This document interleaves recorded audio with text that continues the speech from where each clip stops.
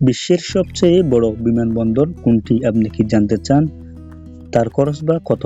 আল জাজিরার এক প্রতিবেদনে বলা হয়েছে, সংযুক্ত আরব আমিরাতে দুবাইয়ের আন্তর্জাতিক বিমানবন্দর নির্মাণ করা হচ্ছে নতুন টার্মিনাল। এটি এখনকার চেয়ে 5 গুণ বড় হবে। বলা হচ্ছে, নতুন এই টার্মিনাল বিশ্বের সবচেয়ে বড় হতে পারে। প্রধানমন্ত্রী ভাইস প্রেসিডেন্ট শেখ মোহাম্মদ বিন রশিদ আল মাকতুম নতুন এই টার্মিনালের নির্মাণ কাজ শুরু করার ঘোষণা দেন।